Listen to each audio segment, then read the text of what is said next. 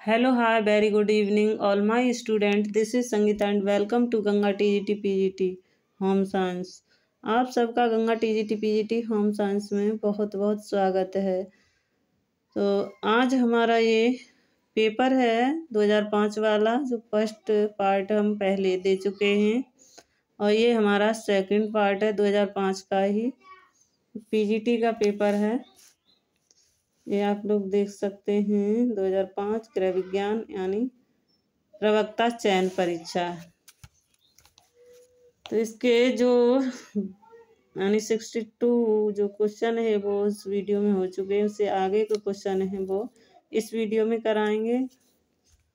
तो आप लोग पहला क्वेश्चन देखिए। जो पहला क्वेश्चन क्या है, 63 क्वेश्चन बोलेंगे हम। रेशेदार खाद्य पदार्थ आवश्यक हैं किसके लिए? रेशेदार खाद्य पदार्थ किसके लिए आवश्यक हैं? वो हैं सही पाचन के लिए, अच्छे स्वाद के लिए, मजबूत हड्डियों के लिए। मजबूत हड्डियों के लिए तो हमें कैल्शियम लेना होगा और प्रोटीन कैल्शियम ही लेना होगा। रक्त निर्माण के लिए हमें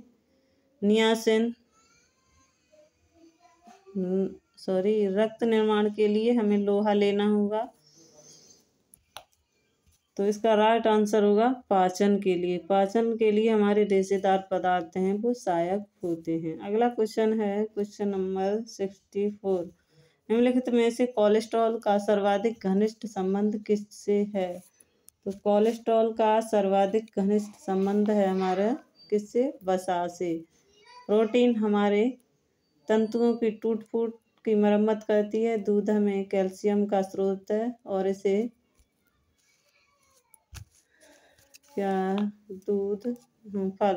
फल सब्जियों से हमें विटामिन्स मिलती हैं और इसे संपूर्ण आहार भी कहा जाता है दूध को। अगला क्वेश्चन है 65।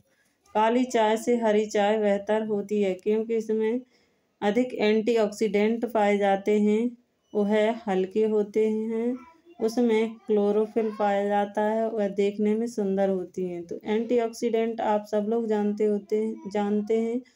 एंटीऑक्सीडेंट यानी हमारी कौन सी विटामिन है जो एंटीऑक्सीडेंट है? वो 3 है, विटामिन ए और सी और ई।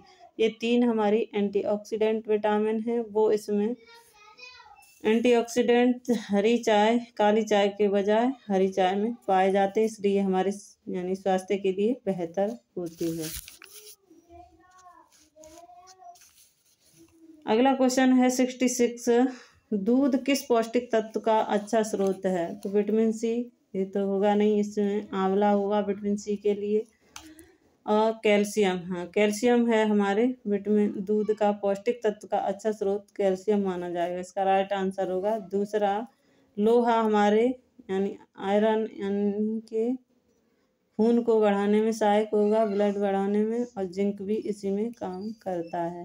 अगला क्वेश्चन है दूध में क्या पाया जाता है? कैल्शियम नहीं मिलता है, लोहा नहीं मिलता है, विटामिन नहीं पूछा इसमें, नहीं मिलता है, प्रोटीन नहीं मिलता है।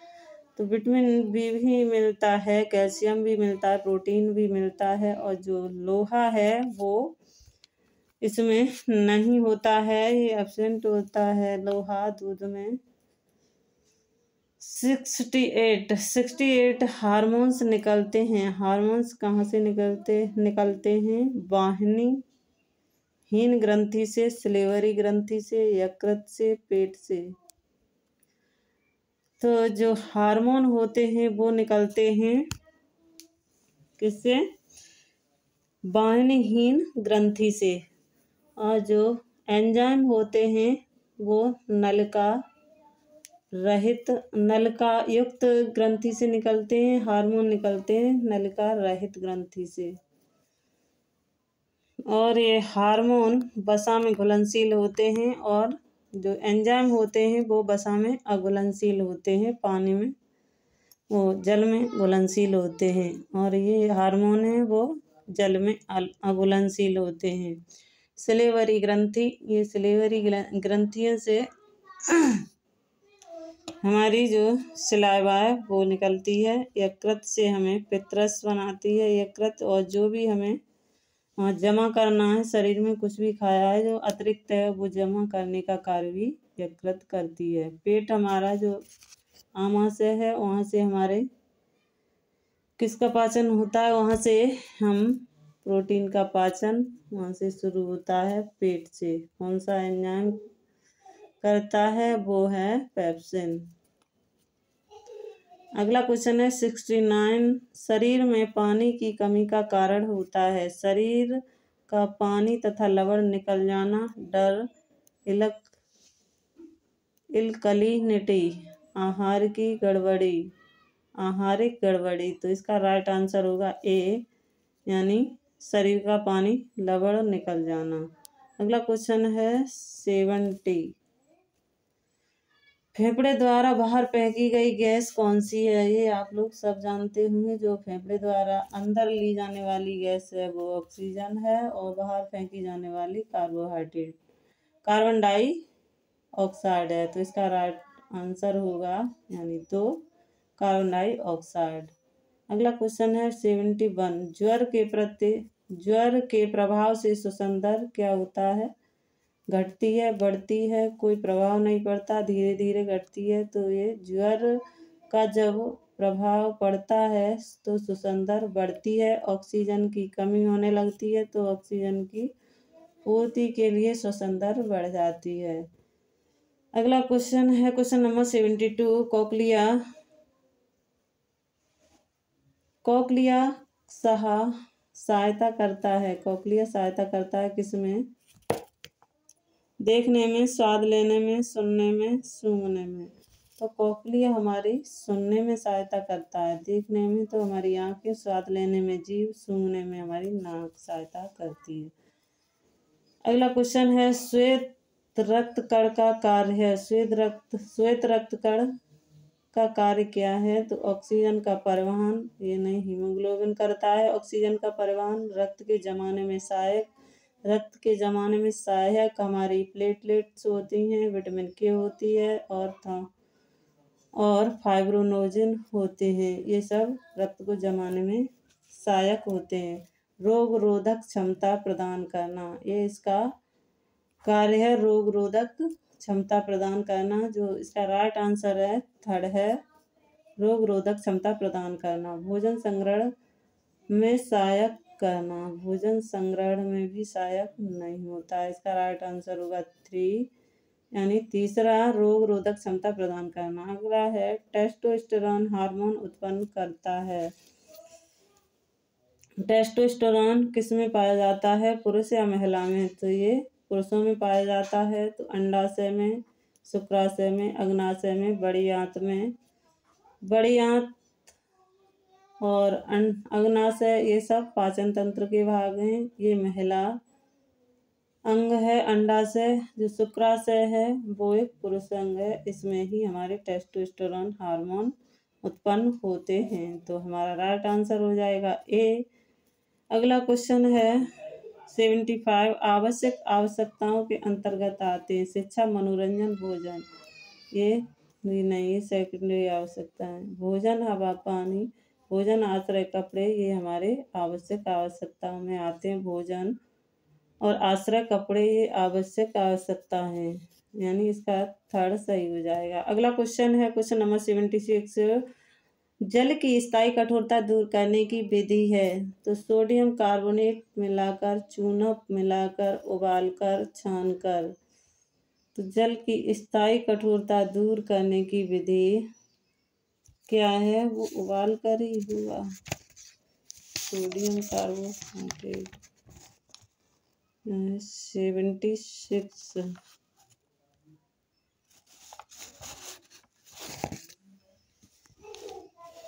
इसका राइट आंसर होगा वो होगा जल की स्थायी कठोरता दूर करने की विधि है वो सोडियम कार्बोनेट मिलाकर होगा। जो 76 का जो आंसर है वो ए होगा, यानी पहला होगा, सोडियम कार्बोनेट मिलाकर। अगला क्वेश्चन है क्वेश्चन नंबर 77। ये क्या हुआ, गलत हो रहा है। 77 निम्नलिखित में से किस में लोहे तत्व नहीं पाया जाता है, लोह तत्व नहीं पाया जाता है। तो साबुत दालों में, मांस में, हरी पत्तेदार सब्जियों में, दूध में। तो इन तीनों में पाया जाता है। जो दूध है उसमें लोह तत्व नहीं पाया जाता है। इससे पहले वाले क्वेश्चन में हम लोग कर चुके हैं। अगला क्वेश्चन है, किस उम्र में BMR की दर कम हो जाती है। तो बचपन में तो बढ़ती है, बचपन में तो अधिक होती है, किशोरावस्था में भी अधिक होती है, युवाओं में अधिक, जो वृद्धावस्था में है BMR घट जाता है। तो इसका राइट आंसर होगा फोर्थ।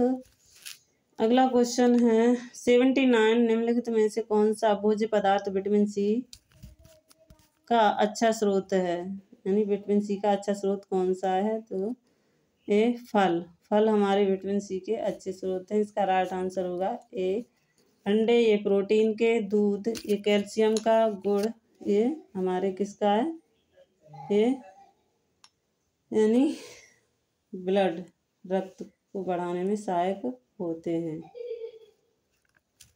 अगला क्वेश्चन है 18, क्वेश्चन नंबर 18, प्रोटीन की इकाई क्या है। वसी अम्ल, citric acid, amino acid, glucose. Glucose तो ये हमारी सबसे यानी छोटी, यानी कहेंगे कि मोनोसैकराइड एक शर्करा है। और वसी अम्ल ये किसकी यानी वसा की इकाई है, अमीनो एसिड। अमीनो एसिड ये हमारे प्रोटीन की इकाई है। सिट्रिक एसिड हमारे छिलके में होता है।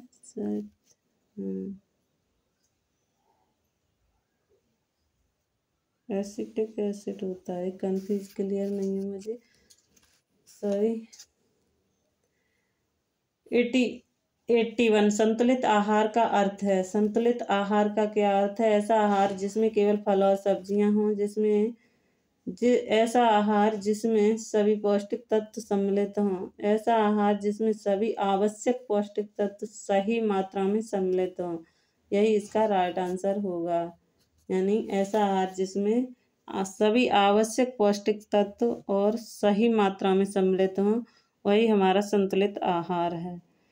क्वेश्चन नंबर 82, शरीर में प्रोटीन कोश का निर्माण करता है, मुख्य रूप से ऊर्जा प्रदान करता है, कोई कार्य नहीं करता है, चर्बी बढ़ाता है, तो कोश का निर्माण करता है। निर्माण करना ही हमारे प्रोटीन का कार्य है। अगला क्वेश्चन देखते हैं, क्वेश्चन नंबर 83, गर्भावस्था में कम क्रियाशील स्त्री को कितनी कैलोरीज की आवश्यकता होती है। गर्भावस्था में कम क्रियाशील स्त्री को कितनी कैलोरीज की आवश्यकता होती है। तो गर्भावस्था में हमारी कम क्रियाशील के लिए कितना प्रोटीन बताया है RDA में, सॉरी कितनी कैलोरी बताई, तो वो 1660 है कम क्रियाशील के लिए। तो उसमें हम 350 अतिरिक्त जोड़ देंगे तो कितना हो जाएगा, 1660 और 350 कितना हो जाएगा, 2010 कैलोरी की ज़रूरत पड़ेगी। ये हमारा पुराना डाटा है, इसमें 2010 कैलोरी की ज़रूरत पड़ेगी।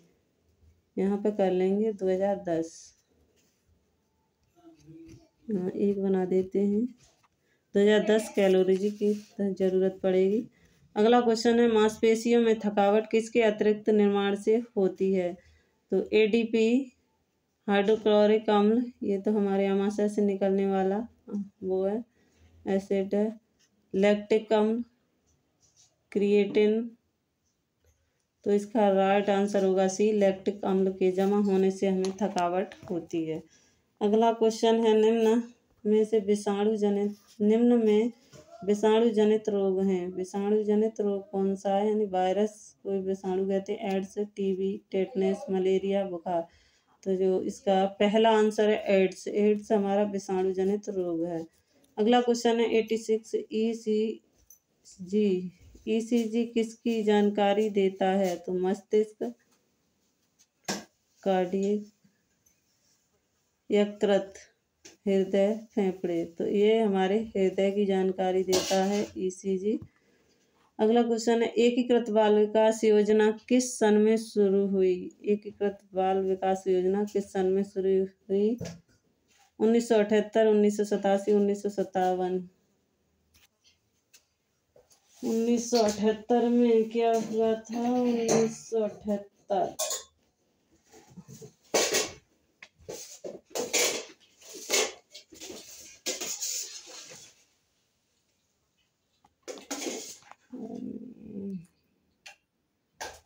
1977-78 में क्या? मेरुभूमि विकास योजना और अंत्योदय कार्यक्रम योजना ये शुरू हुई थी 1977-78 में।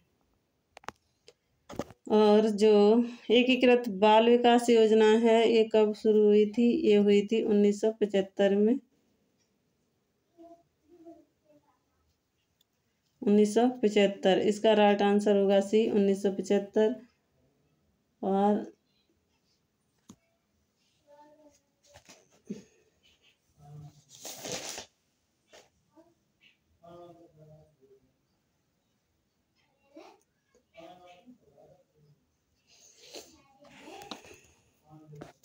अगला क्वेश्चन देखते हैं, क्वेश्चन नंबर 88।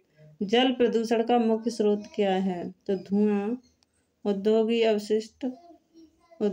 अवशिष्ट, डिटर्जेंट, अमोनिया। तो इसका राइट आंसर होगा दूसरा, यानी औद्योगिक अवशिष्ट। अगला क्वेश्चन है 89। इनमें से कौन ऊतक है? तो यकृत, ये एक क्या है? ये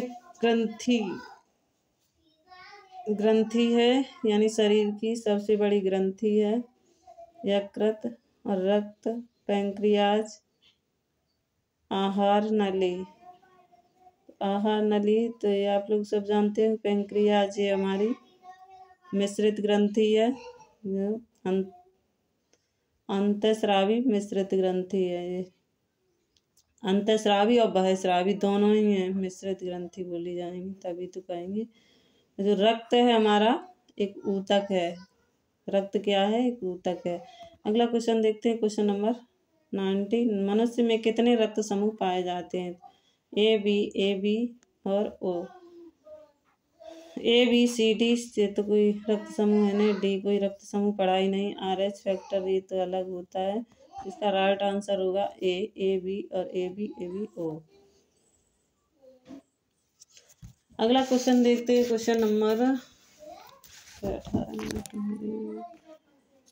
हीमोफीलिया वह बीमारी है जो वंशाक्रम गुणों के कारण होती है। प्रदूषित पानी से होती है, हड्डियों के कमजोर होने से होती है, जोड़ों को प्रभावित करती है। ये हमारी वंशानुगत गुणों के कारण होती है हीमोफीलिया। इसका राइट आंसर होगा ए। 92 स्फैग्नोमीटर से माप सकते हैं क्या? नाड़ी दर, श्वसन दर, उपरोक्त में सभी रक्तचाप। तो इससे रक्तचाप माप सकते हैं। अगला क्वेश्चन है, क्वेश्चन नंबर 93। मोटापा किसकी अधिकता से होता है? तो मोटापा किसकी अधिकता से? कैलोरीज, वसा, विटामिन, प्रोटीन। तो इसमें माना गया है वसा, वैसे कैलोरीज से भी होता है। अगला क्वेश्चन है 94। कंकाल सिस्टम निम्न में से किस खनिज लवणों से बना है? वहीं रखे थे, सही ना है, एक्सपायर हो गई।